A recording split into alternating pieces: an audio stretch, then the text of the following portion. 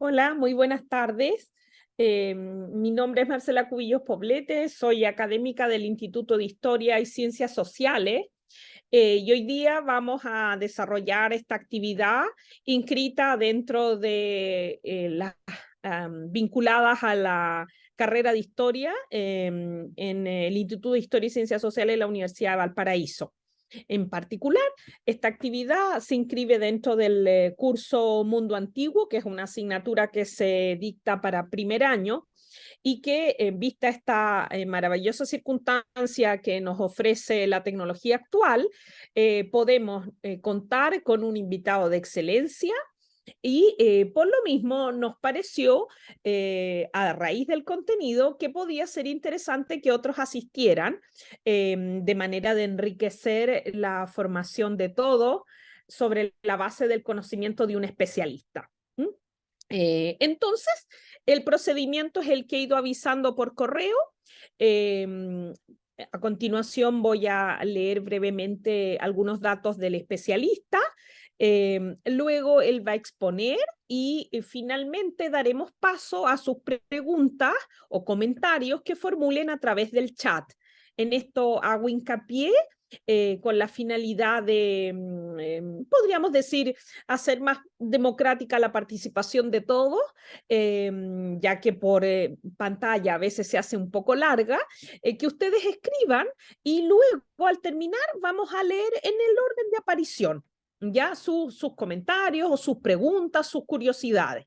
Por último, hacer presente que la conferencia, como ustedes notarán, se está grabando y luego se va a compartir a través del Facebook del Instituto de Historia y Ciencias Sociales de la Universidad de Valparaíso. Para lo cual, yo voy a hacer uso de su inscripción en el formulario, tomaré sus correos y les voy a enviar el link para que lleguen directamente y no demoren en encontrarlo, ya que con tantos sitios que hay en Facebook, evidentemente puede resultar difícil que lleguen a encontrar. Dicho eso, entonces, bueno, en primer lugar, luego de dada la presentación, agradecer sinceramente la muy buena disposición de el doctor Delgado, quien está actualmente en Padova, en Italia, donde desarrolla una investigación y de quien les voy a comentar muy brevemente algunos datos para que lo contextualicen en su formación. Él es Noé Conejo Delgado, es un historiador y arqueólogo español especializado en numismática antigua y medieval, es licenciado en historia y máster en pedagogía por la Universidad de Extremadura, España, y máster en arqueología en las universidades de Sevilla y Granada, con premio extraordinario de fin de estudio.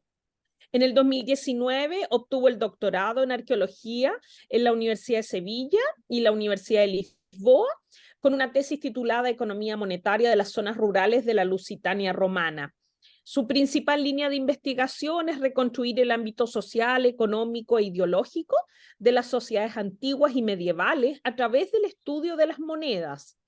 Es autor de un gran número de artículos en revistas especializadas y ha participado como investigador en numerosas excavaciones arqueológicas y en proyectos de investigación en España, Portugal, Italia y Estados Unidos.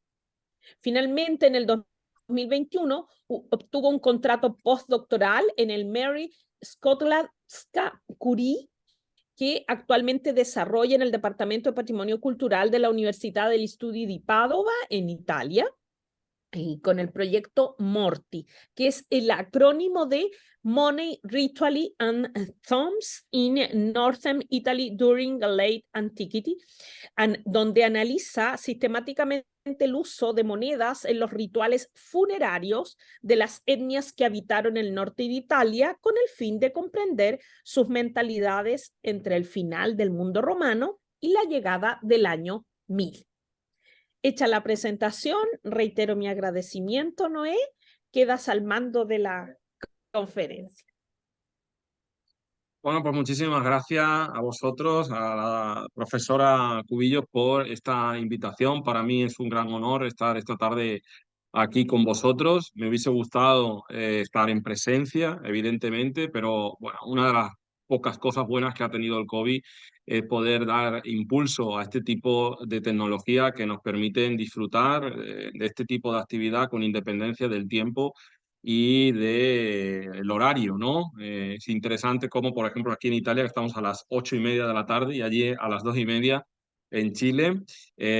Por tanto, es algo que motiva mucho, ¿no? Y sobre todo encontrar también a personas con distintos intereses que quieran profundizar en una de las ciencias tan interesantes y que siempre ha despertado tantas fascinaciones en el mundo de la antigüedad como es la numismática. Vamos a hacer un recorrido por el mundo grecorromano a través del estudio de las monedas, pero dado que tomar de referencia este tipo de análisis conllevaría muchísimo tiempo, porque estamos hablando de un volumen de información bastante grande, vamos a hacerlo de manera breve y seguramente se generarán muchísimas preguntas que estaré dispuesto a responder claramente, ¿no?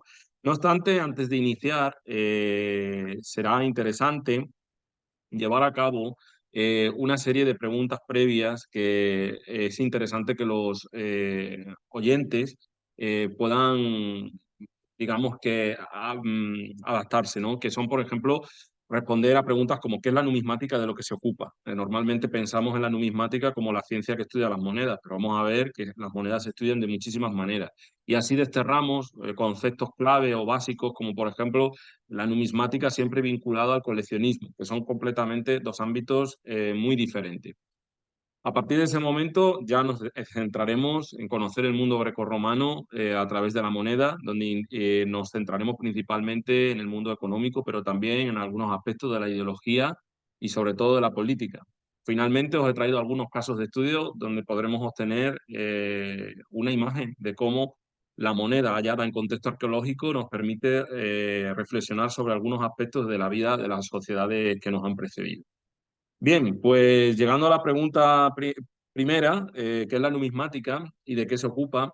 Pues como bien digo, numismática viene de la voz griega numisma, que significa moneda, y efectivamente es la ciencia histórica que se dedica al estudio de la moneda, pero también al estudio de cuántos otros elementos hayan sido utilizados con valor monetario y a qué otras piezas que recuerden a monedas, pero que no son monedas, como por ejemplo las medallas, las fichas, las sprinteae, las téseras, elementos que a priori podemos pensar que son monedas, pero que a continuación vamos a ver que tienen usos completamente diferentes.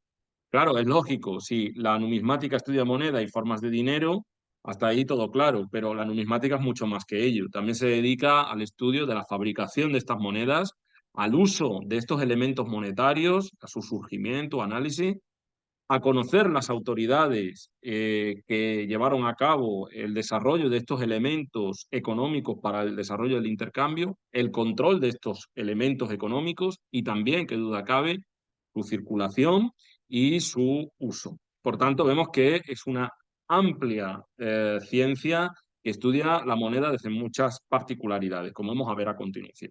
No obstante, como tenemos en mente, siempre que hablamos de la moneda, nos viene a la imagen la típica moneda que tenemos en el bolsillo, que es la primera imagen que vemos aquí, de estas tres, ¿no? Ese fragmento de metal que tiende a tener forma redondeada, que tiene por una parte una serie de elementos iconográficos que hablan de la autoridad que emite la moneda, mientras que en el reverso suele existir una imagen vinculada al valor monetario. Es esta la moneda que normalmente estamos habituados a ver y trabajar en las sociedades occidentales.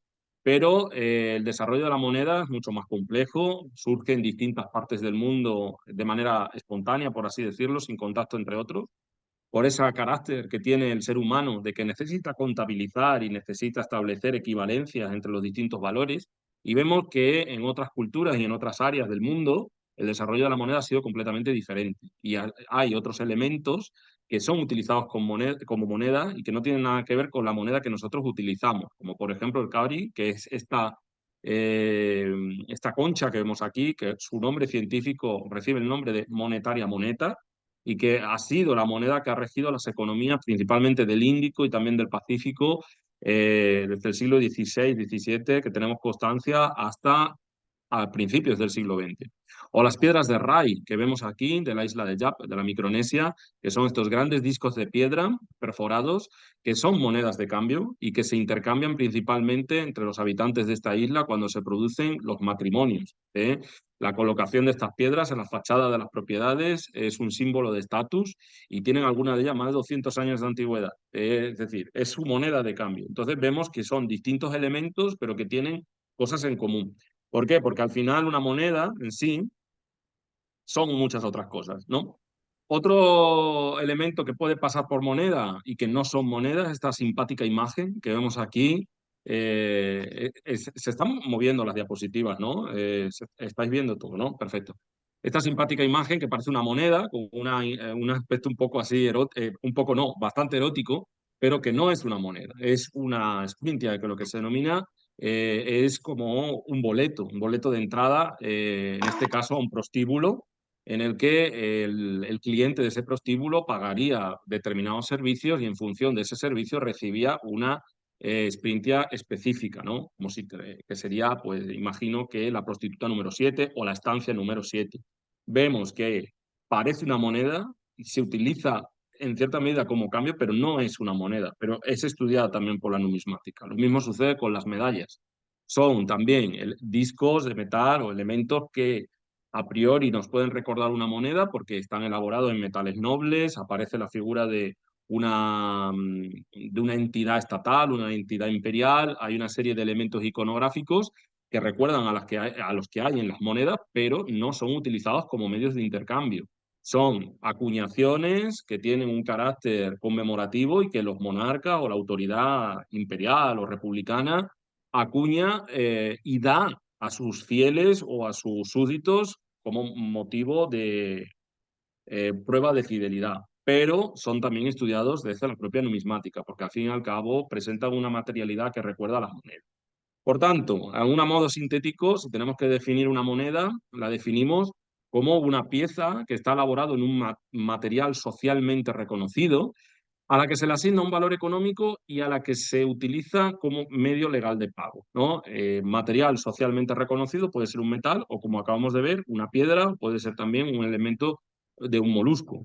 Se utiliza como medio de pago y, ojo, atención, que no está escrito en la diapositiva, pero es interesante, este tipo de material socialmente reconocido y con ese valor asignado también cuenta con un respaldo de una autoridad, que es la que vela por digamos, evitar la falsedad de este tipo de productos, ¿no? Nosotros, cuando utilizamos una moneda para el intercambio, utilizamos siempre la moneda que nos da el Banco Central de nuestro país. No utilizamos una moneda que hace nuestro vecino. ¿Por qué? Porque sabemos que es falsa. Utilizamos la que es del Estado, la que está respaldada por una autoridad. En nuestro caso actual son los bancos centrales de cada país. En época antigua, el rey, el emperador o la entidad republicana si estamos, por ejemplo, en el caso de Venecia, ¿no?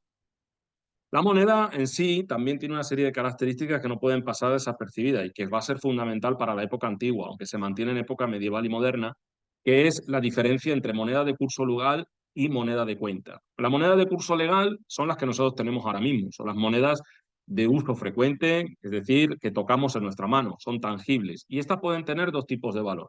La de valor nominal, que su valor viene condicionado por el metal en el que está la moneda acuñada, es decir, la moneda vale según si está acuñada en oro, en plata o en bronce. Esto es lo que ha condicionado el desarrollo de la numismática principalmente hasta principios del siglo XIX, cuando a partir de esa fecha se acuñan las monedas de valor fiduciario, que son las monedas que tenemos ahora. Son monedas elaboradas en un material en el que nosotros depositamos la confianza, pero no corresponde, ese metal no corresponde al verdadero valor de la moneda. Es decir, nosotros si cogemos, en vuestro caso, un peso, el peso es la representación del peso, que el peso real se encuentra contenido en el Banco Central de vuestro país, en nuestro caso con el euro igual. ¿Por qué nos acuñan monedas en oro y plata y bronce y la utilizamos en nuestro mundo cotidiano? Porque estos metales hoy en día tienen un valor muchísimo más alto que nuestro costo de vida. Entonces lo que sucedería es que si se acuñan estas monedas, la gente las retiraría y las tendría ahorradas y no las utilizaría en su día a día, ¿no? Esa es la diferencia, ¿no? El valor fiduciario, sin duda, se ve perfectamente también con nuestro papel moneda. Los billetes, evidentemente, están hechos de un material que es papel, no representan, simplemente representan el valor y nosotros lo utilizamos como medio de intercambio, pero tiene ese carácter fiduciario. Por contra, también se encuentra la moneda de cuenta. Esta moneda no tiene una existencia física, no es palpable, pero se utiliza también en las transacciones. Para que hagamos una idea, por ejemplo, en Sudamérica la moneda de cuenta más utilizada será el dólar, ¿no? Cuando hablamos, por ejemplo, para ver cómo están los mercados, ¿no? Es decir, venga, el peso, por ejemplo, el peso argentino, siempre se toma de referencia cómo está el dólar en función. El dólar no es la moneda nacional del país, pero se utiliza como elemento para la contabilización.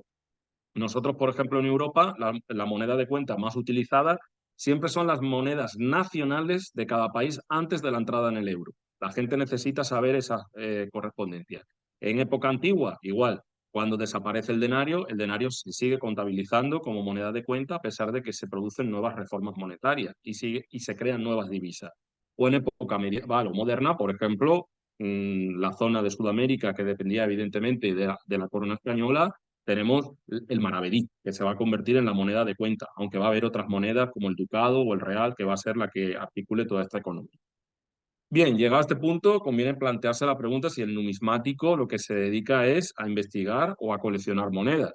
Esto es una pregunta que en muchas ocasiones a los que nos dedicamos a estudiar monedas nos puede hacer un poco de daño, principalmente porque es como cuestionar realmente tu trabajo. Pero en realidad son dos conceptos que se encuentran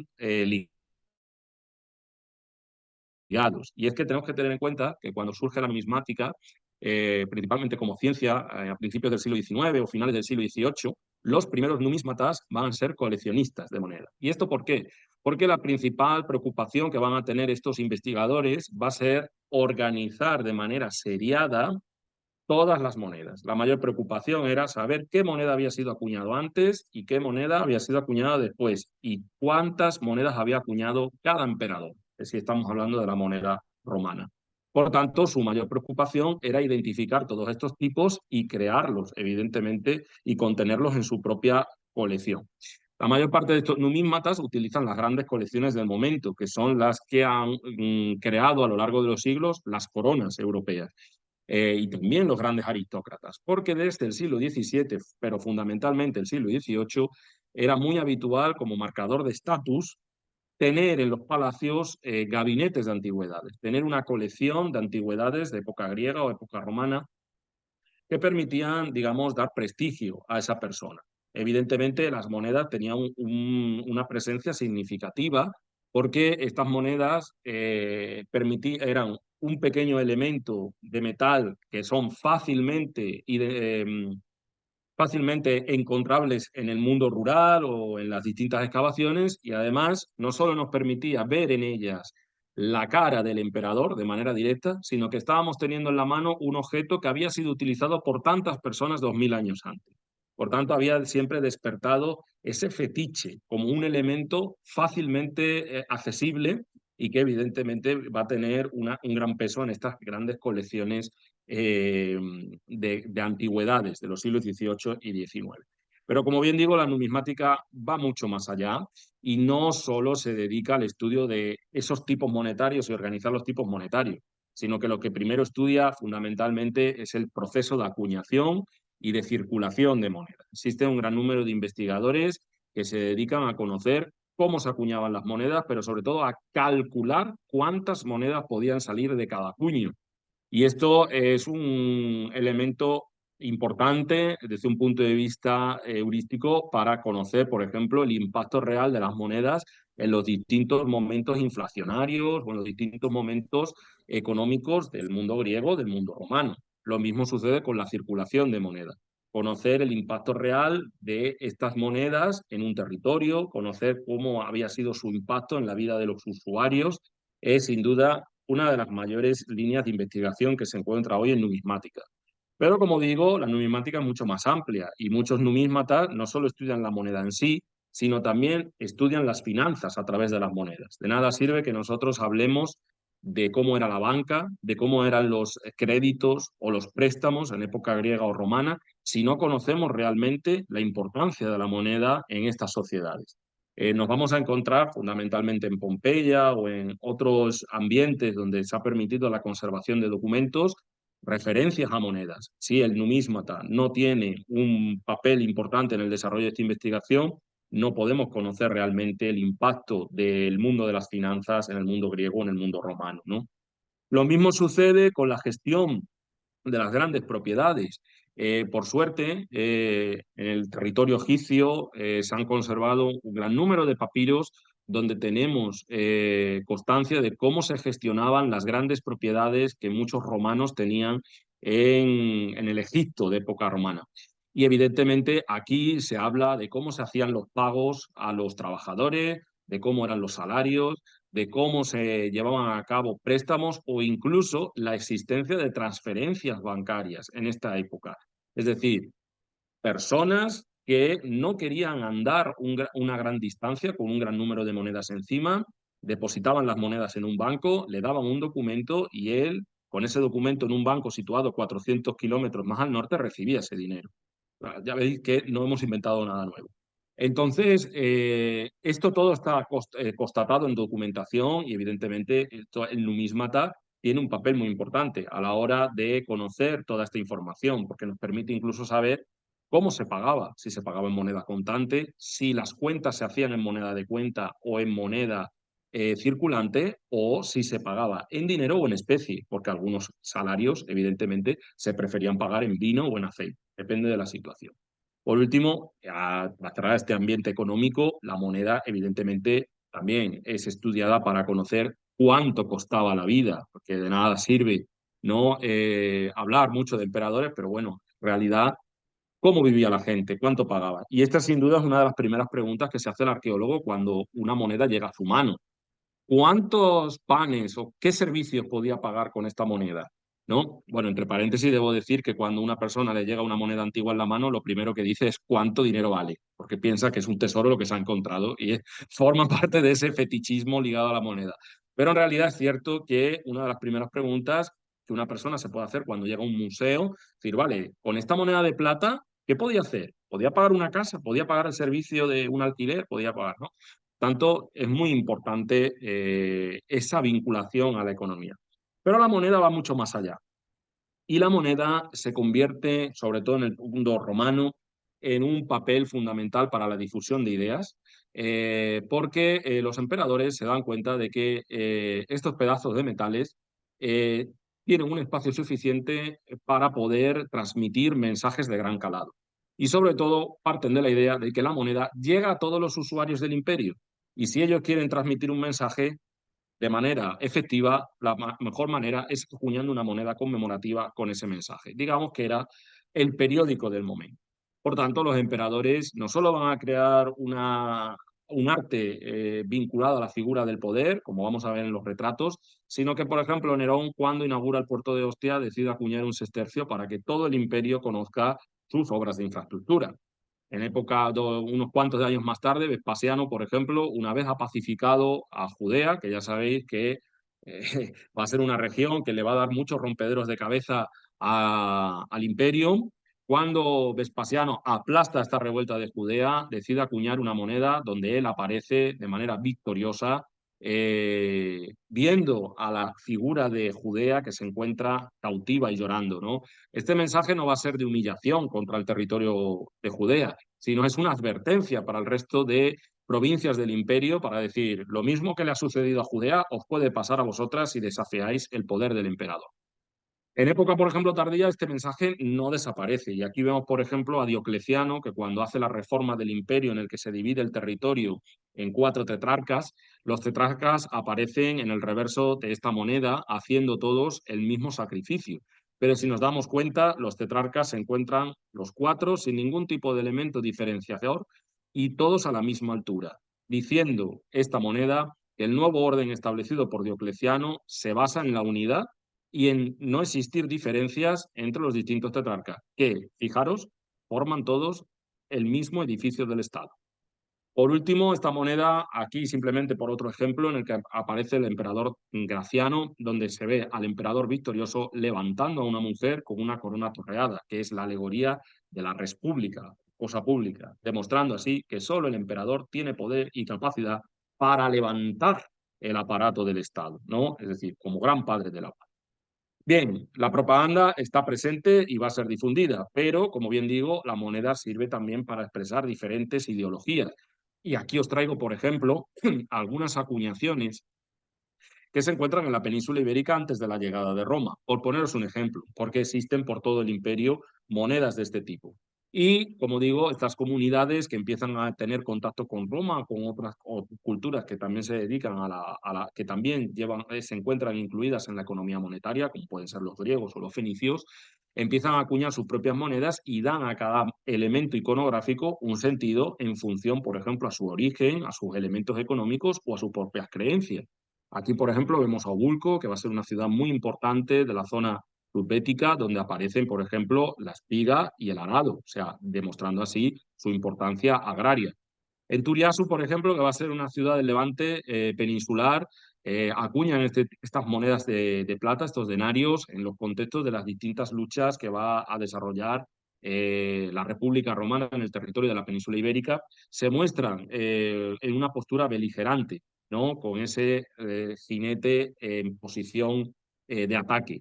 Mientras que, por ejemplo, en este último denario que vemos al final de la pantalla, vemos una acuñación de Gadir, la actual Cádiz, donde aparece en el reverso la figura de Melcar sincretizado con Heracles, haciendo referencia evidentemente a ese gran templo que se encontraba en la ciudad de Gadir, y una referencia a los atunes, que es sin duda el elemento económico principal de esta ciudad del sur peninsular.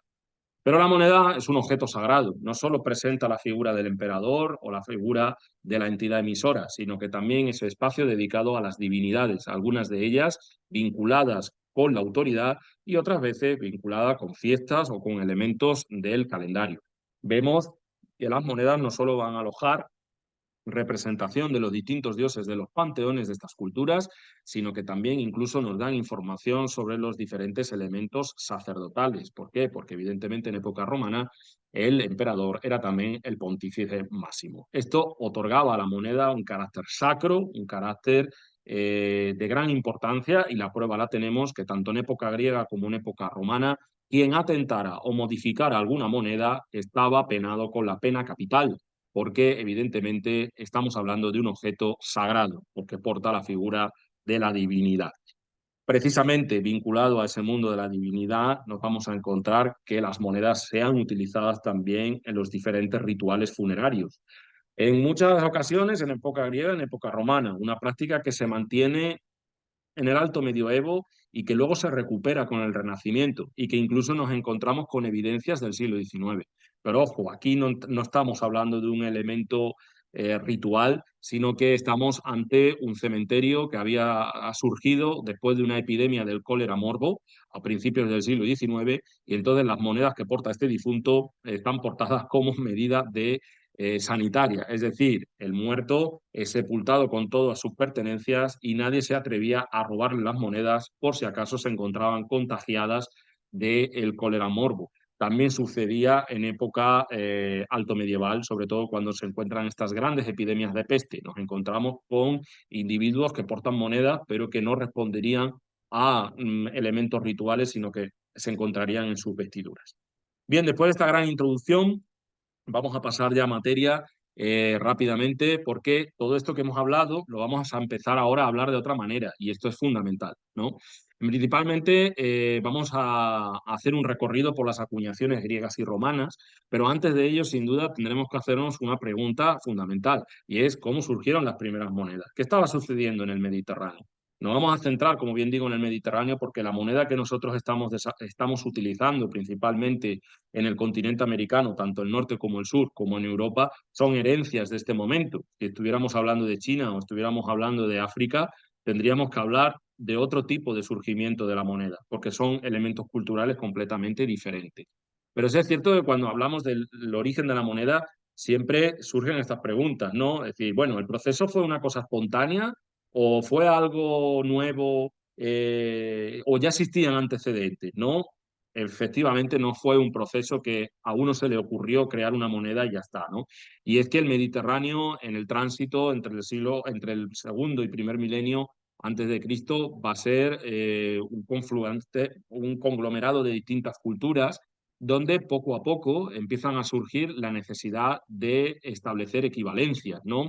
La mayor parte de estas culturas, principalmente nos estamos centrando en todo el Mediterráneo oriental, que es donde se encuentran culturas mucho más desarrolladas si comparamos en el mismo periodo con el territorio occidental.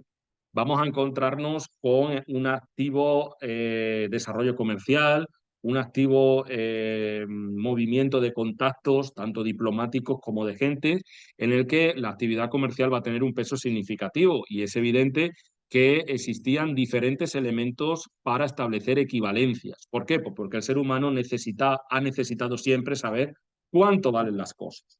Es algo que nos sucede y si podemos observar, por ejemplo, a los niños pequeños, sabemos que ellos, sin saber lo que es una moneda, saben lo que vale una cosa y saben lo que tienen que hacer para establecer equivalencias si quieren conseguir una cosa u otra, ¿no?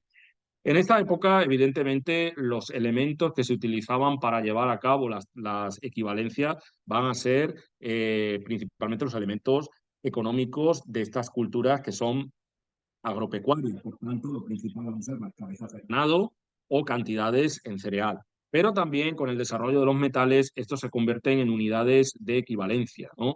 Y vamos a observar cómo los lingotes de cobre, las argollas, los distintos trípodes o incluso las asadores, que aquí los tenemos aquí en este haz, porque luego los vamos a referir así, por eso lo he presentado, también poco a poco se convierten en elementos para establecer equivalencia. Sobre todo porque en el tránsito del segundo milenio al primer milenio antes de Cristo nos encontramos con un tipo de cultura de intercambios que es el intercambio del don. Es decir, cuando se establecían estas culturas, por ejemplo, las culturas de la zona del Egeo, con la zona del Levante o incluso con Egipto, cuando ellos establecían distintos contactos diplomáticos o distintos cambios por ejemplo, también relaciones matrimoniales, se establecían una serie de intercambios de regalos donde se llevaban a cabo el transferimiento de, por ejemplo, de piezas de cobre por otro tipo de elementos que interesaban.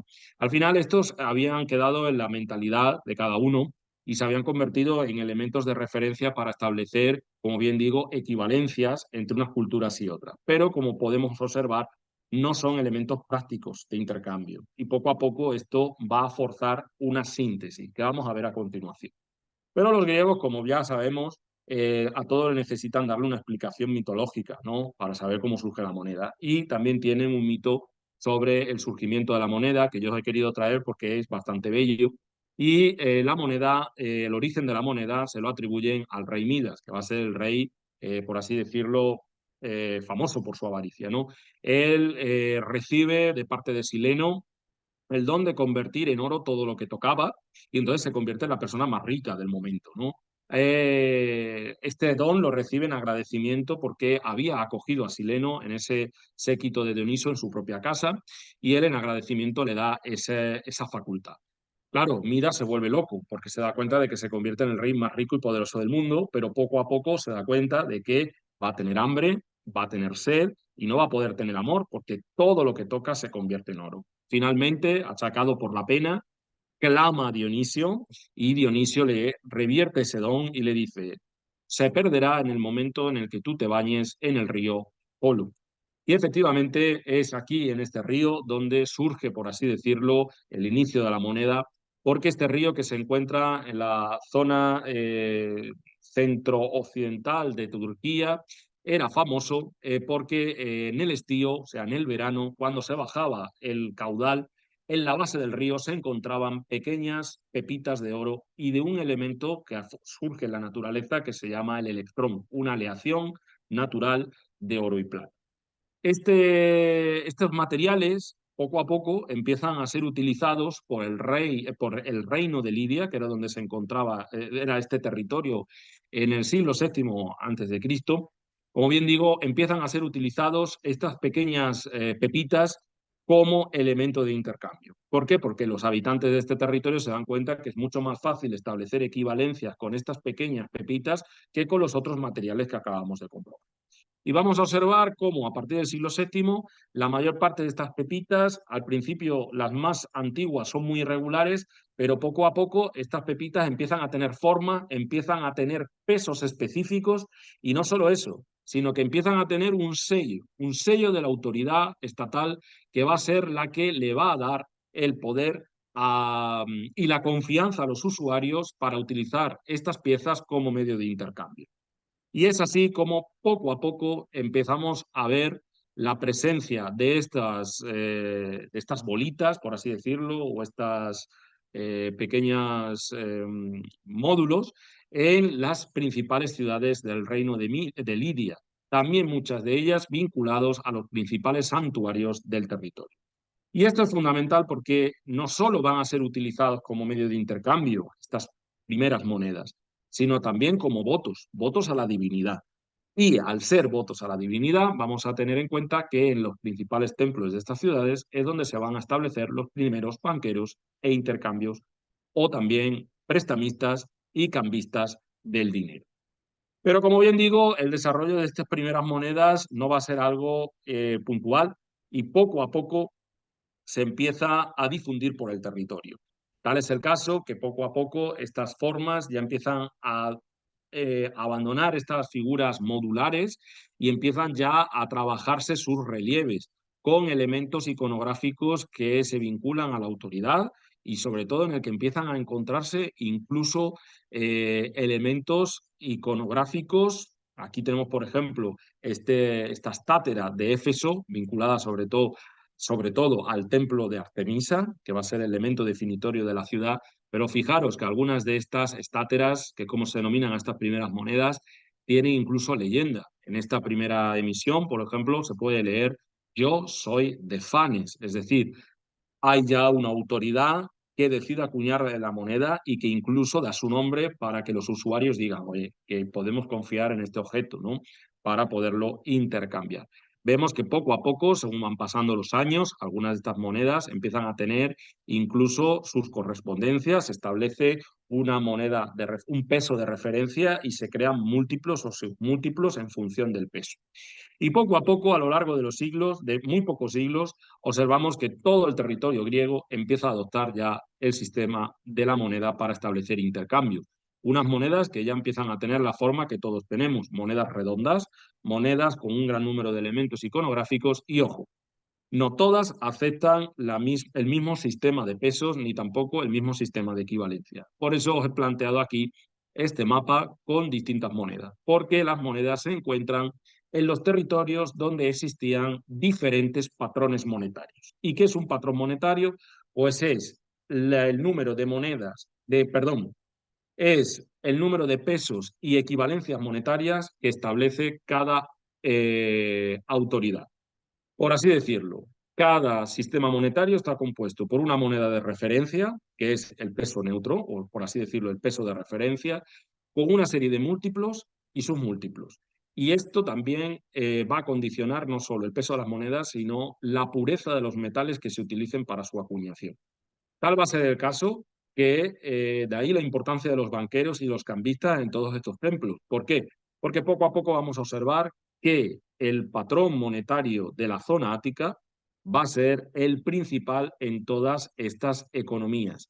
¿Por qué? Porque va a ser la moneda más pesada y sobre todo la moneda de mayor pureza. De tal manera que cuando los comerciantes viajaban por todos estos territorios y decidían establecer distintos intercambios monetarios, podían estar en el derecho de decir, no, a mí me paga solo con la moneda ática, porque es la moneda que tiene mayor valor. Cosa que sucede hoy cuando vamos a otros países y te dicen, no, perdona, prefiero que me pagues en euros o en dólares antes que en mi propia moneda, porque vale más y así yo salgo ganando, ¿no? Y efectivamente, vamos a ver cómo el dracma de Atenas se convierte, por así decirlo, en el dólar de la antigüedad.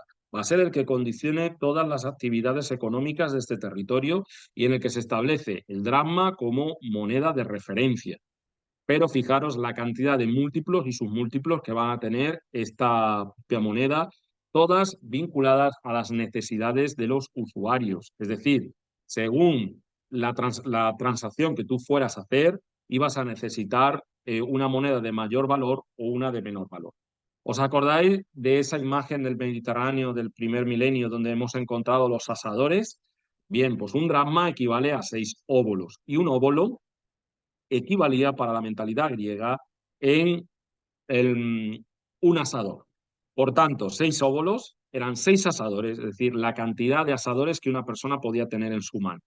Por tanto, vemos que hay una reminiscencia de esos sistemas premonetarios todavía en el sistema de la moneda.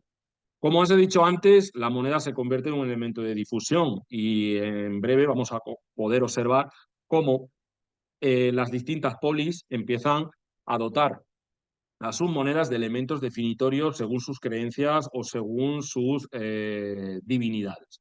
Así, por ejemplo, Atenas siempre va a presentar en sus monedas, en el anverso, a la diosa Atenea, que era la diosa protectora, y en su reverso a la lechuza, símbolo de la sabiduría, pero también símbolo representativo de la diosa Atenea, y también el olivo, ejemplo de paz, pero sobre todo reminiscencia del mito fundacional de Atenas, perdón, del mito fundacional no, del mito de la protección de Atenea, ¿no? En ese enfrentamiento entre Atenea y Poseidón, en el que finalmente los griegos eligen a Atenea como diosa protectora por haberle dado el olivo. Pero, como digo, cada polis en todo este territorio griego va a utilizar la moneda para establecer los elementos definitorios de sus orígenes, de sus divinidades o incluso de sus elementos económicos, ¿no? Así, por ejemplo, en Corinto vamos a ver que el elemento más representativo va a ser siempre el Pegaso, mientras que en Efeso continúan todavía las representaciones del ciervo o cierva en alusión a la diosa Artemisa, mientras que los reversos van a estar ocupados principalmente por la abeja, recordando de que la ciudad era una de las mayores productoras de miel del Mediterráneo. En Metaponto, por ejemplo, vamos a encontrar las espigas de trigo.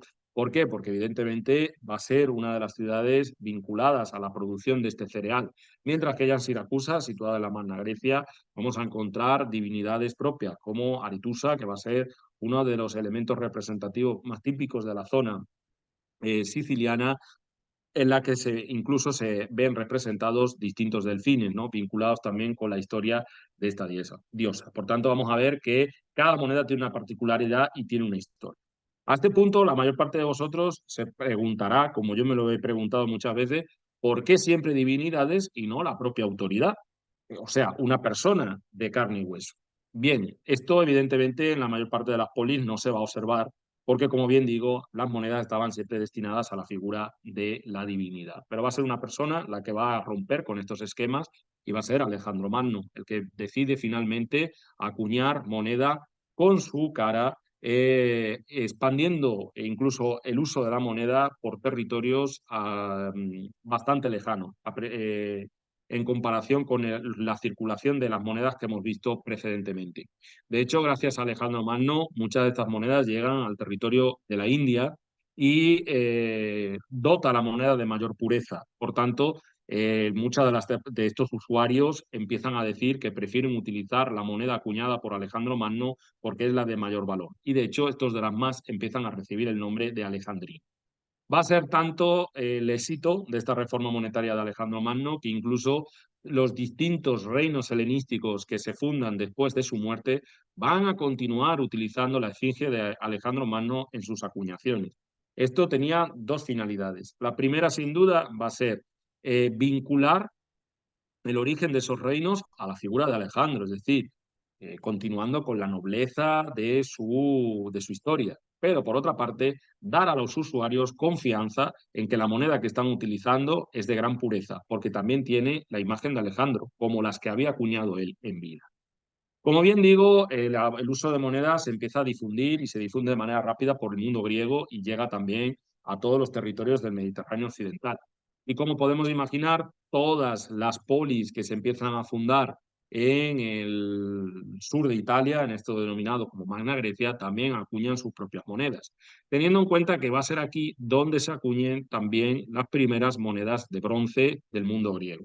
Estas se conocían también en el norte de África, donde existe una tradición monetaria completamente diferente y que si lo hubiésemos entrado aquí sería imposible de hacer, igual que sucede en la península ibérica. Pero estas monedas griegas en bronce se acuñan principalmente porque estas polis no son capaces de acuñar toda la moneda en bronce porque no reciben las remesas suficientes en bronce. Aún así, es interesante saber que estas monedas de bronce van a inspirar la acuñación de un nuevo sistema monetario que va a desbancar el drama en el paso de los siglos, que va a ser el que surge en la civilización romana. Y es que el mundo romano va a tener contacto, evidentemente, con esa monedación griega que se va a situar en el sur de la península italiana, pero no va a acuñar moneda como el mundo griego. Vamos a ver unas circunstancias completamente diferentes. Y es que tener en cuenta los primeros elementos monetarios que se utilizan en Roma o en esa cultura romana no tienen nada que ver con lo que hemos visto anteriormente. Son grandes tortas, grandes bloques de bronce que se utilizaban en los intercambios y que no tiene para nada una figura estilizada como la que hemos visto anteriormente.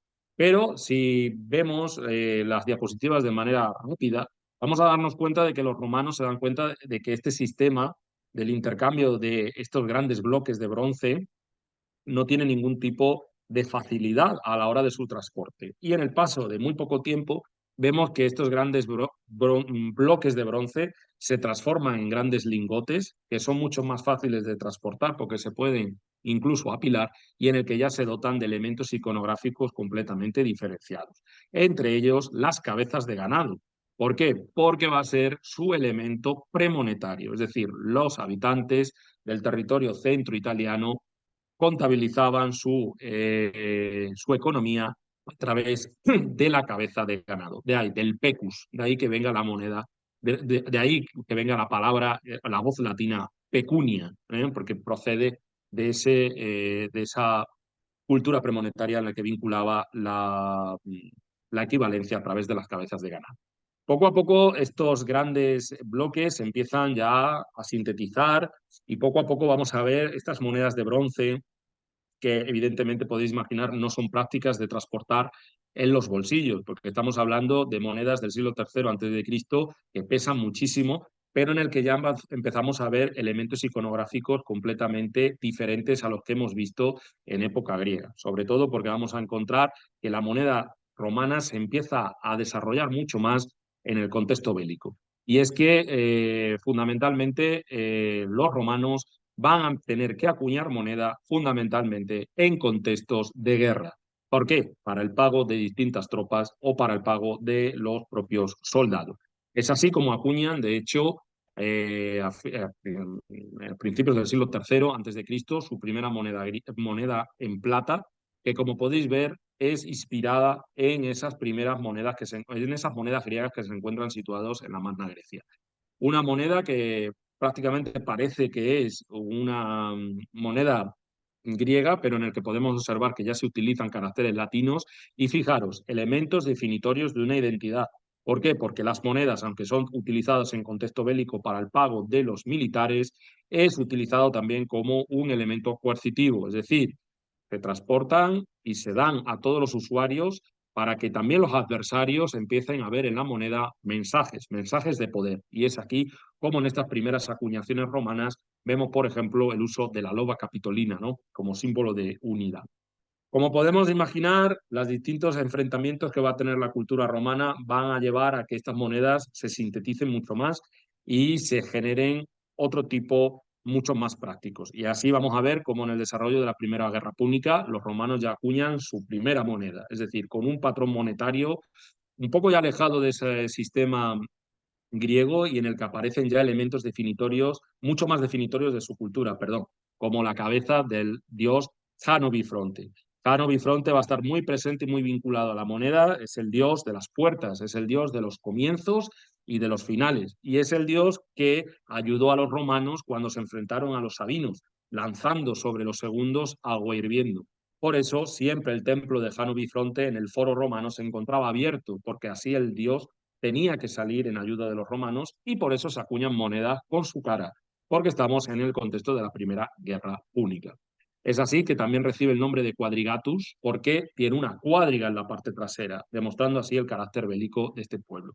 Pero tenemos que tener en cuenta que en este mismo contexto la moneda de plata va a utilizarse para el pago de estas tropas, pero va a ser insuficiente cuando se produzca el desarrollo de la Segunda Guerra Púnica, donde no solo vamos a encontrar ya acuñaciones de oro, porque evidentemente el gasto bélico es mucho mayor, sino en que el sistema de bronce se sintetiza totalmente. Y ya vamos a encontrar monedas que ya no son esas que ocupan toda la mano de estas personas romanas, sino que ya son monedas mucho más accesibles, que tienen pesos y que tienen distintos submúltiplos que se utilizan en transacciones económicas de tipo cotidiano. al igual que la moneda de plata. Ese quadrigatus incluso necesita un divisor para llevar a cabo transacciones de pequeño módulo, ¿no?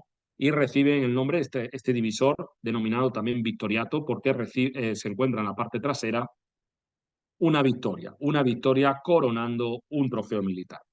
No obstante, el cambio fundamental viene a partir de este momento, a partir del 212 a.C., cuando se crea el denario, que va a ser la moneda de referencia durante los siglos siguientes y que recibe el nombre de denario porque representa 10 veces el valor de un as. Estos denarios también van a tener un peso iconográfico y sobre todo político muy importante. Vemos en el reverso la figura militar de la diosa Roma y en el reverso la figura de los Dioscuros, estos dos gemelos que habían ayudado a los romanos en la famosa batalla del lago Religio y que nuevamente son invocados en esta Segunda Guerra Púnica en las monedas para poder vencer al enemigo. A partir de estos momentos, el denario se convierte en la moneda de referencia y de hecho ya se dejan incluso de acuñar monedas de bronce y se mantiene hasta la llegada de Augusto, con algunos pequeños cambios introducidos sobre todo durante el reinado de César, que es el que vuelve a acuñar moneda de oro y moneda de bronce, pero atención, acuña moneda de oro y se auto retratan las monedas, siendo una de las primeras representaciones de personas no divinas que ocupa este espacio. En época romano-republicana, los reversos no solo estaban ocupados de los dioscuros, los denarios, sino que también encontramos, como por ejemplo podemos ver aquí, elementos que recuerdan por ejemplo, a la familia de este magistrado. Y es que los magistrados monetarios, que van a ser los encargados de la acuñación de moneda, tenían cierta libertad para incorporar en el reverso elementos alegóricos a su gens, a su vida o incluso a sus antepasados. Augusto llega y cambia radicalmente todo ese sistema y crea un sistema monetario trimetálico que va a condicionar ya todos los 5 siglos siguientes. Vamos a encontrar que la moneda de referencia en estos momentos va a ser el as, que va a ser la moneda de referencia del bronce, y el denario. Se mantienen algunos aspectos con respecto a la moneda romano-republicana, pero él sí introduce la acuñación frecuente de la moneda áurea, el áureo, que no va a ser utilizada en las transacciones cotidianas, sino que se va a convertir en una moneda de gran peso, sobre todo para las grandes operaciones. Es a partir de estos momentos cuando el imperio desarrolla una cultura iconográfica vinculada al poder y donde encontramos ya un culto al emperador, donde se empieza a desarrollar esa propaganda que hemos visto, ¿no? Aquí vemos, por ejemplo, algunos de estos ejemplos de un áureo, un denario o distintas representaciones de monedas de bronce. Como podéis ver, el sestercio y el dupondio son múltiplos del as, y también vamos a encontrar pequeños semises que articulaban las pequeñas operaciones. Este sistema monetario se va a mantener prácticamente hasta el siglo III, con el denario como moneda de referencia junto al as. Pero a partir ya del reinado de Caracalla, el imperio está pasando por una situación muy grave, una inflación gravísima que ha llevado a la devaluación constante del denario. De hecho, en estos momentos ni siquiera se utilizan las monedas de oro para las distintas transacciones. Estas, fijaros, se utilizaban como elementos de prestigio y como elementos de joyería. No formaban parte ni tampoco de la cultura monetaria. ¿Por qué? Porque evidentemente va a ser la moneda de bronce la que va a estar presente en las distintas operaciones. Pero ya no es el as, sino el sestercio, múltiplo del as, debido a la gran inflación que está viviendo en estos momentos el imperio. Y es que durante el siglo III vamos a observar la mayor caída del contenido en plata del denario. Tal es el caso que los denarios que se van a acuñar a partir de este periodo, estamos hablando de mediados del siglo III, no llevan ni siquiera plata de la gran devaluación que ha sufrido esta divisa monetaria. Estas monedas que estáis viendo, en teoría, tenían que ser acuñadas en plata, pero fijaros, no tienen ni siquiera plata. Estamos hablando de una situación bastante tensa que hace que los usuarios necesiten una gran cantidad de moneda para poder llevar a cabo el pago de pequeñas operaciones, porque es imposible. Tal es el caso que estas monedas, incluso algunos usuarios recurren a acuñaciones fraudulentas o acuñaciones que se realizan en distintos puntos del imperio con independencia de las cecas oficiales porque necesitan mucha moneda para pagar pequeños servicios. La situación se intenta cambiar con Aureliano en el último tercio del siglo III, creando una nueva moneda de plata, una moneda que va a ser denominada el Aureliano y que va a intentar frenar esta situación. Y es cierto que al principio, y desde un punto de vista teórico, la reforma monetaria tiene sentido, porque, bueno, aquí no nos podemos parar porque ya voy mal de tiempo, eh, se va a intentar frenar la inflación, pero ¿qué va a suceder? Que al ser monedas de mayor contenido en plata y los usuarios estar acostumbrados a este tipo de moneda, la nueva moneda ni siquiera circula. Los usuarios utilizan estas monedas, las reservan como valor de refugio y continúan utilizando estas pequeñas monedas. ¿Por qué? Porque evidentemente no se atrevían a utilizar estas por si acaso la economía seguía cada vez peor. ¿Qué va a ser lo que va a suceder? Tal es el caso que cuando se produce la reforma monetaria de Diocleciano, con la división del territorio en las cuatro tetrarquías, la moneda se intenta acabar con este tipo de monedas que habíamos visto en precedentes y se acuña una nueva moneda de plata, que va a ser el argenteo, pero el protagonismo lo va a recibir el numus, que va a ser una moneda de bronce con mayor contenido en plata, que va a ser la que se va a utilizar a partir de estos momentos como moneda de intercambio, porque el denario, ese que habíamos visto en precedente, se convierte en moneda de cuenta. Es decir, los romanos van a utilizar el denario solo para contabilizar sus transacciones, porque en teoría la moneda de referencia que van a utilizar en estos momentos es el bronce enriquecido. La situación no cambia y de hecho Diocleciano llega incluso a sufrir un alza de precios tan grande que en el 310 tiene que establecer por decreto la máxima cantidad que se debe pagar por todos los productos y servicios. Pero no tiene ningún tipo de efecto esta medida hasta la llegada de Constantino, que decide cambiar todo el sistema anterior. Y a partir de estos momentos se abandona el valor de la moneda de bronce y la moneda de plata, porque Constantino crea una nueva moneda de oro, el sólido, que va a ser la moneda de referencia para todas las transacciones. Y esta reforma va a implicar un cambio tan significativo en la economía romana que la pureza y la estabilidad de esta moneda se va a mantener, fijaros, hasta 1450 con la caída de Constantinopla. Vamos a ver una moneda de oro muy potente, se va a utilizar la moneda de oro para pagar todo y en cambio una moneda de bronce cada vez más devaluada. Fijaros que al principio va a pesar 5,40 gramos y en el transcurso de 2 décadas se pasa a 1,70 gramos. Vamos a ver que la moneda se degrada tanto que cada vez se necesita mayor cantidad de moneda de bronce para equipararla a una moneda de oro. Tal es el caso que en el siglo V, para obtener una moneda de oro, se necesitaban al menos 8 kilos de moneda de bronce.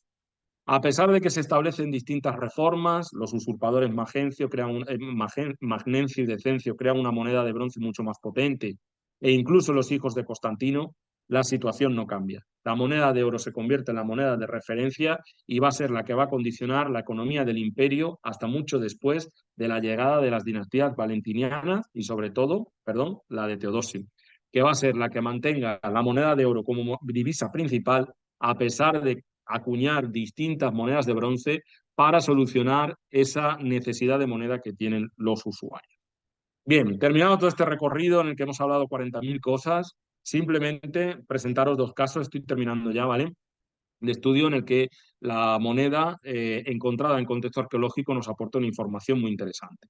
Una de ellas, sin duda, es la dispersión de moneda en los yacimientos. Esto normalmente los arqueólogos no lo realizan por cuestiones de tiempo. Tenemos que tener en cuenta que muchas excavaciones se realizan a través de medios de urgencia, pero es muy importante cartografiar los hallazgos de moneda en un yacimiento porque nos permite conocer cuáles son los espacios de mayor actividad.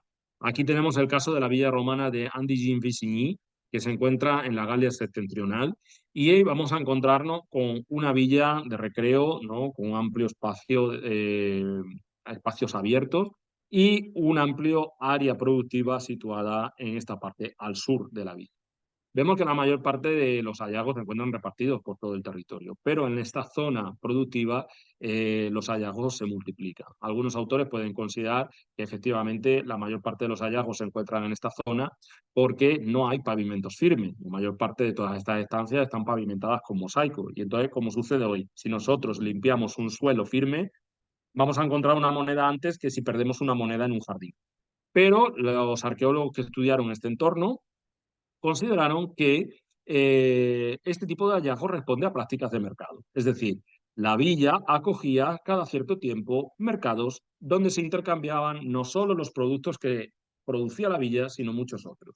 Y esto, aunque parezca una obviedad, ha generado una mayor información sobre cómo funcionaba el mundo rural en época romana, porque la mayor parte de los autores han establecido que las mayores producciones eran de vino, aceite o cereal, y que se dedicaban prácticamente muchos de estos yacimientos al autoconsumo.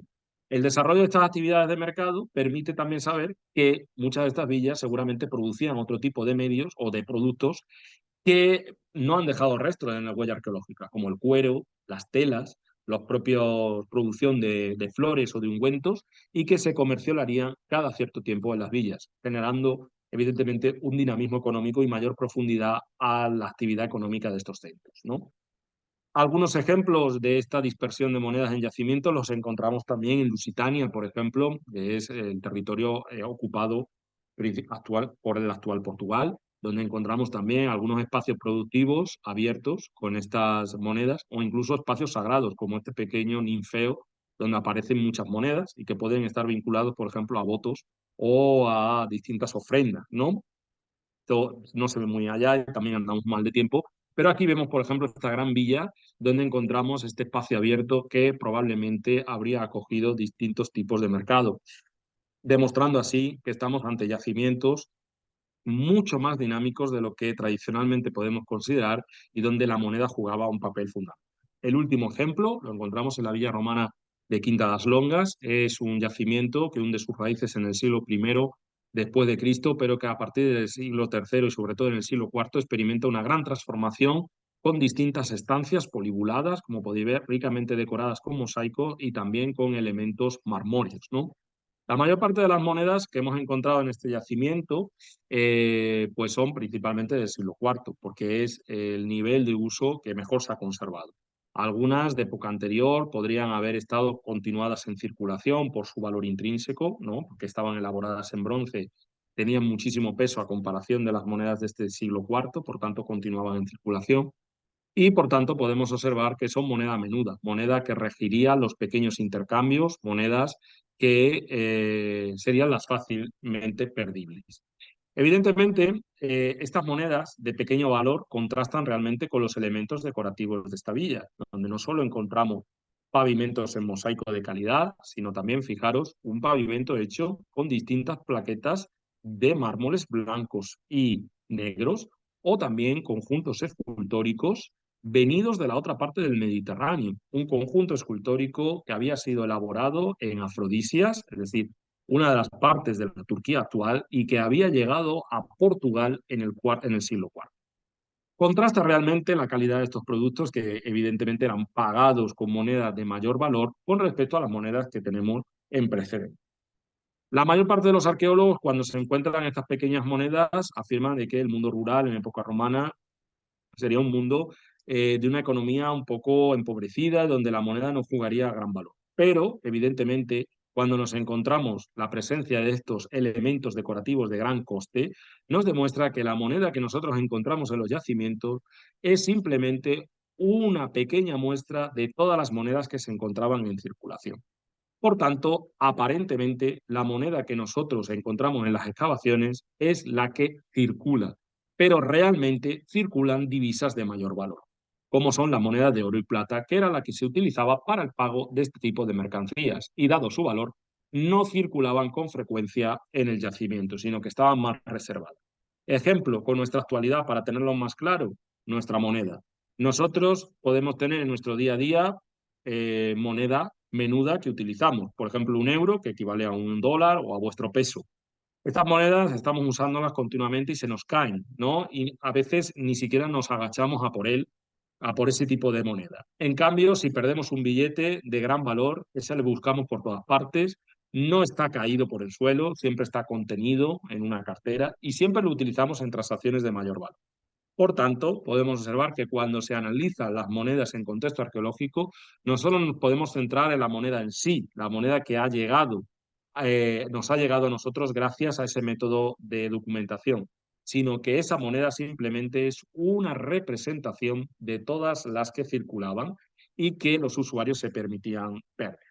Por último, unas pequeñas consideraciones, simplemente deciros que la moneda, como hemos podido comprobar con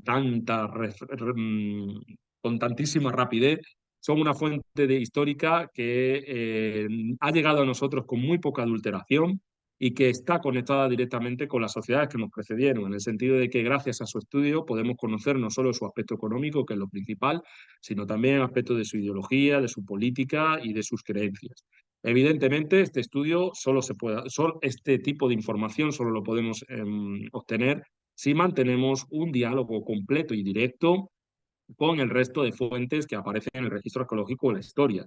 Ese materiales, como son los elementos arqueológicos que aparecen vinculados a las monedas, cerámicas, vidrios, elementos suntuarios que nos hablan del consumo y nos permiten vincular la moneda a esas actividades económicas, o también las fuentes escritas, como son la epigrafía, los papiros o las distintas evidencias que podemos encontrar en los monumentos, que son las que nos hablan realmente del coste de la vida, del coste de los elementos o incluso de aspectos vinculados al día a día y a la cotidianidad de los usuarios de estas sociedades que nos precedieron.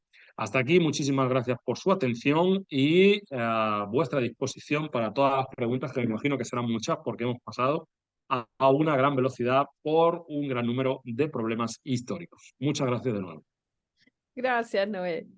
Eres muy amable. Entiendo que a la larga el deseo de entregar todos estos conocimientos en poco tiempo, porque es una especialidad compleja, provoca que acumula muchos datos. Pero ahora tenemos algunos minutitos para preguntar. Yo anoté algunas por si es que nadie se atreve a hacer preguntas. Ya que a veces las preguntas pueden dinamizar una forma de comprender un campo para darle más proyecciones, no solo en función de la especialidad para ver la antigüedad, sino para ir más lejos, digamos, porque al fin y al cabo nosotros nos seguimos relacionando económicamente con monedas. Tenemos otro elemento, pero las monedas siguen. Entonces, voy a revisar si es que hay alguna pregunta y agradecen la conferencia y les parece interesante. Y comenta ahí otra persona que le parece interesante mostrar cómo se elaboran las monedas, dado sus imágenes y texturas. Creo que podríamos partir por ahí, a modo como de pregunta. Eh, ¿Nos podrías dar algún mayor detalle? Obviamente conscientes que es un tema muy vasto, pero ¿cómo se hacía, cómo se construía, cómo se confeccionaba una moneda? Porque algo nos has dicho, los elementos, los metales que se han usado, las formas que han ido tomando, cómo se las decora, pero la confección, que me imagino es muy distinta a la actual. Si pudieras contarnos algo, Bueno, no te creas que ha cambiado mucho, ¿no? simplemente que ahora lo hace una máquina y en época antigua o medieval o incluso hasta finales del siglo XVI se hacía de manera manual, ¿no?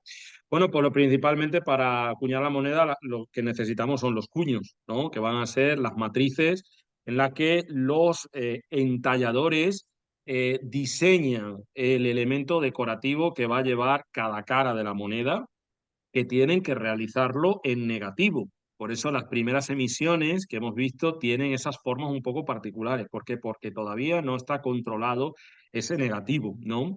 Entonces se hacen los dos cuños, de anverso y de reverso. En época griega tenemos que ver esas grandes maravillas. ¿Por qué? Porque los entalladores eran también escultores. Entonces, algunas de estas monedas incluso van a estar firmadas por grandes artistas y eso es lo que explica esas verdaderas maravillas que hemos visto en el mundo griego. En el mundo romano también existían, pero evidentemente no iguales, ¿no? Una vez que se tienen confeccionados los cuños, ¿Mm? se tiene que fabricar el fragmento de metal, que va a ser el que va a recibir la impronta de los Mm, dos golpes, ¿no? Estos mm. fragmentos de metal normalmente se hacía en molde. Se colocaba un fragmento de cerámica con los pequeños aberturas que iban a tener que iba a recibir el metal caliente, ¿no? Y una vez se había enfriado, se volvía a calentar para colocar ese fragmento redondeado entre los dos cuños, siempre caliente, y se le daba un golpe de martillo. Mm. Estos cuños normalmente solían estar fijos. Cuando no estaban fijos, las monedas aparecen descentradas, y eso también lo vemos, porque tenemos que tener en cuenta que no siempre el cuño tenía la medida exacta, a veces que se colocaba así o se colocaba así. Entonces, muchas veces tenemos que tener en cuenta que estos triumviri monetarios o estas personas que trabajaban en el taller estaban acuñando continuamente. La vida de estos cuños se estima en unas 10.000 golpes. 10.000 golpes normalmente es lo que se cree que aguantaba cada cuño, o sea, cada impronta de la moneda. Y también, a título particular, solía tener el martillo de golpe unos 10 kilos para que fuera efectivo esa impronta. Ahí te Está todo va a estudiado. contar una duda. El material de los cuños puede parecer obvia, pero la obviedad no lo hace menos útil saberlo. ¿Era piedra? No, ¿Era algún eh, tipo de piedra? no ¿Era porque un... si fuera piedra, la piedra sería utilizada principalmente para recibir los moldes de la moneda en bruto antes de ser golpeada. Pero los cuños normalmente eran elaborados en hierro o en otro tipo de metal, porque al final tenían que recibir muchos golpes en calor y por tanto eso estaba estudiado. Se hacían aleaciones específicas porque si no se perdía y se necesitaba mucho tiempo para decorar, para establecer el relieve, ¿no? En algunas ocasiones, por ejemplo, se puede observar cómo el emperador ha muerto y no hay tiempo para poder crear la nueva figura, el nuevo retrato del emperador, o incluso no lo conocen todavía, y entonces lo que cambian es la leyenda. Cambian la leyenda, que es más fácil escribir el nombre del nuevo emperador y mantienen el anterior retrato. O incluso cuando se abren las distintas cecas en época de Diocleciano, que se necesitan muchos entalladores, porque la principal ceca era la de Roma, pero a partir del siglo IV se multiplican por todo el Mediterráneo, se puede incluso rastrear de dónde vienen los principales entalladores. ¿Por qué? Porque se ve el arte. Y decir, vale, por ejemplo, Cartago, que acuña moneda, algunos autores consideraban que algunos entalladores vendrían de Roma, porque los elementos iconográficos recuerdan mucho el tratamiento de la imagen del emperador a las de la ceca romana, ¿no? Que son muy diferentes también a los de las cecas orientales. Como podéis ver, un nivel de detalle exhaustivo que los investigadores pues sacan sus conclusiones después de revisar millones de monedas, en el que observan todos esos elementos que pueden tener en común, ¿no? Sobre todo elementos iconográficos. Sí, sí. El tema en particular es bien, creo yo, para quien no conoce el ámbito, es bien fácil, porque más interés como especialistas, los que no nos dedican a numismática, por ejemplo, a veces podemos reducir de este tema a una cuestión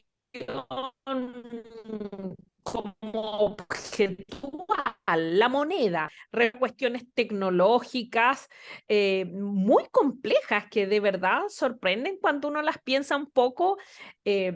Mientras tú lo comentabas, me decía, ¿cómo hacían para distinguir los metales distintos? Si no habían elementos de, podríamos decir, tecnología microscópica o química como ahora. Entonces, era en buena medida al ojo, creo yo. A la O observación, claro, claro, sí.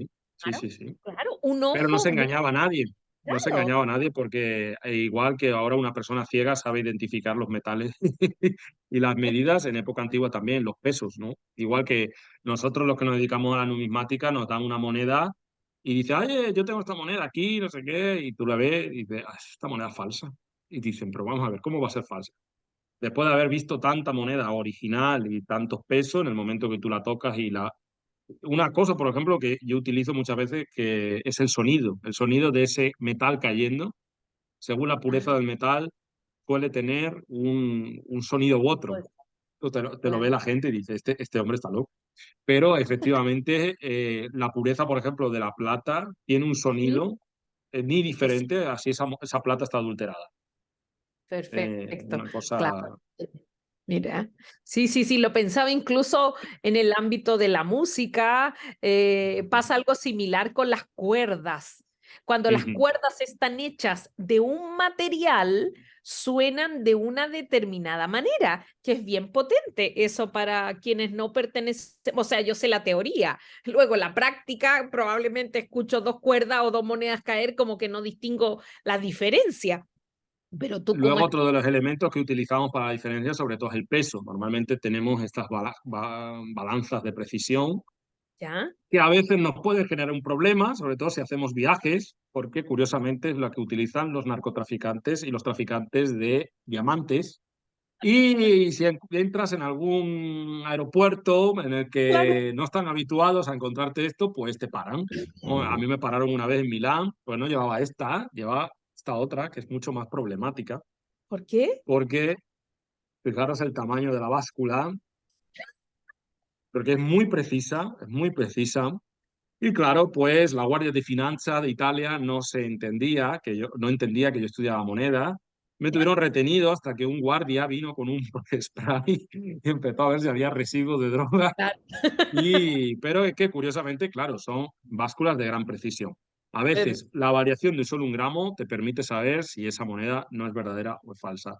Porque fijaros que a pesar de que en época antigua no tenían esta precisión, las monedas llevaban su peso exacto.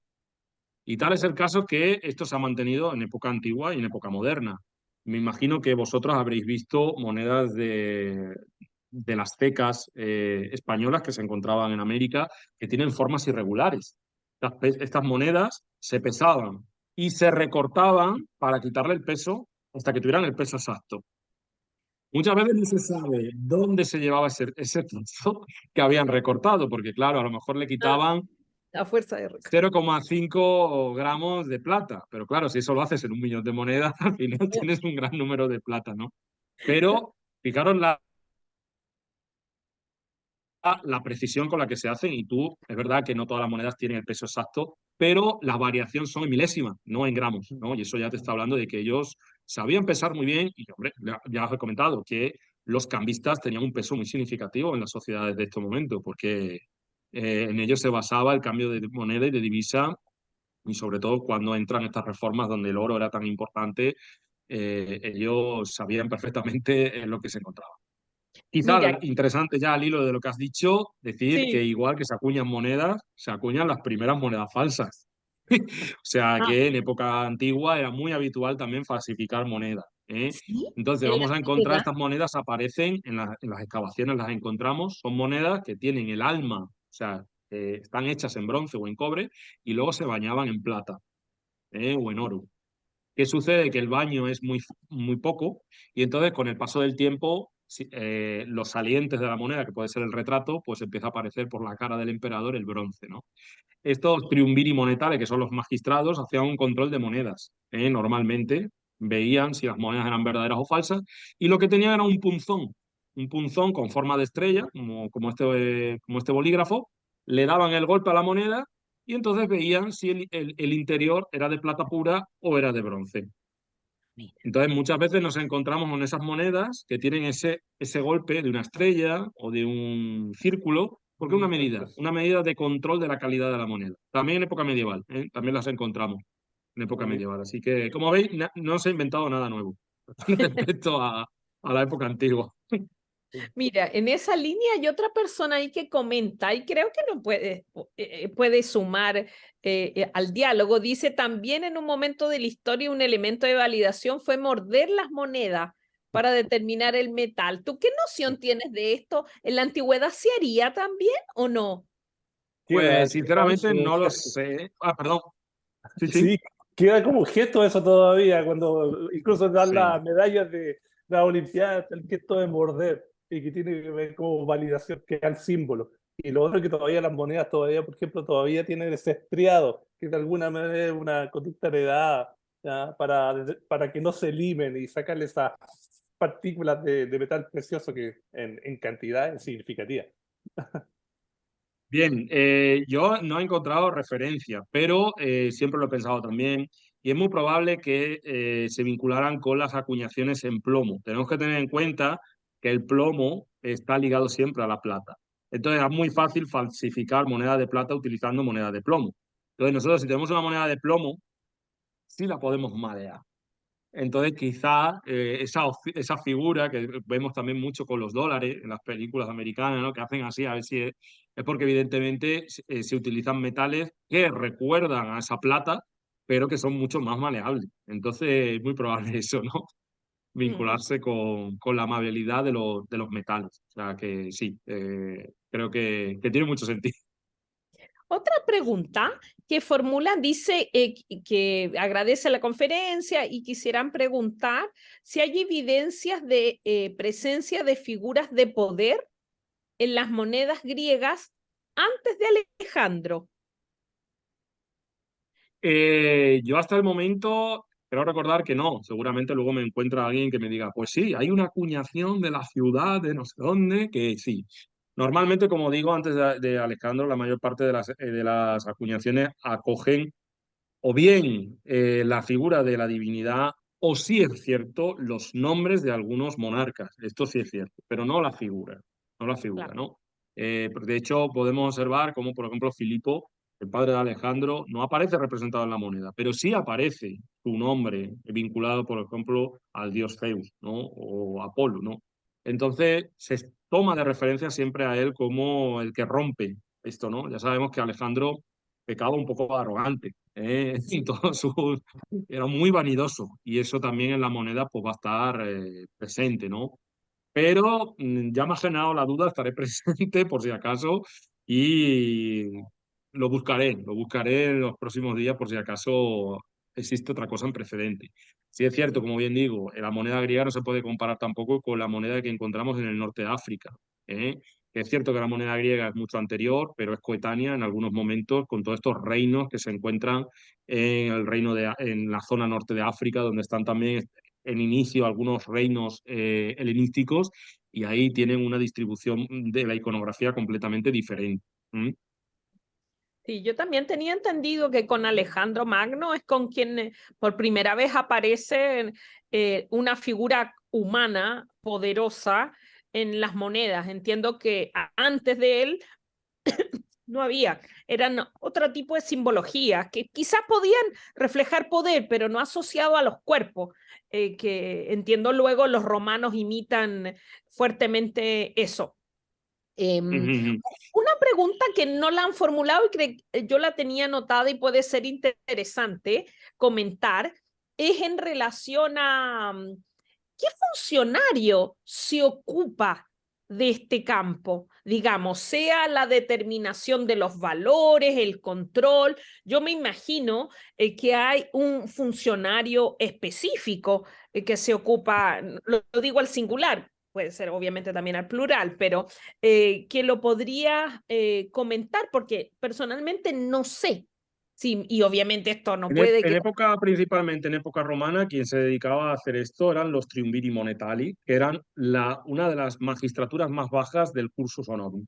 Eran cuando iniciaban estos ciudadanos romanos el curso de las magistraturas, era la que recibía, que eran los más jóvenes, y eran tres, que eran los que observaban siempre que los distintos talleres, porque tenemos la ceca, ¿no? Que es el sitio donde se acuña moneda, pero también tenemos distintos talleres. Es decir, era evidente que el volumen de moneda era mucho más grande, ¿no? Entonces se necesitaba más espacio, porque claro, tienen que fundir la moneda, se tiene que acuñar y eso necesita también espacio y temperatura. Entonces los triumviri monetales eran los principales que llevaban a cabo estas magistraturas, perdón, eran los que llevaban a cabo este control de la moneda en el marco de esa magistratura. Luego a partir de ahí ya accedían a las siguientes, ¿no? En época griega, evidentemente, también existía un funcionario vinculado a la polis, que eran los que vigilaban esto. O sea, había un control específico de esto, que también a veces, sobre todo en época romana, pasaban a ser revisados por la autoridad, porque muchas veces estos triumviri monetales pues no podrían estar haciendo su trabajo.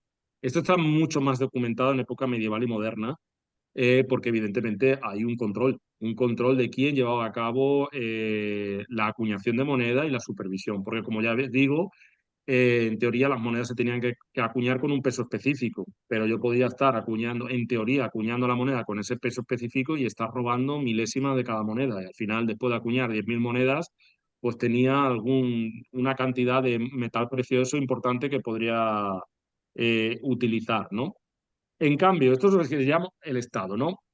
En época ya, en lo que sería ya el carácter municipal, sobre todo, por ejemplo, nosotros tenemos en la península ibérica acuñaciones porque Augusto y Tiberio dan el permiso a las ciudades, algunas ciudades, a acuñar su propia moneda.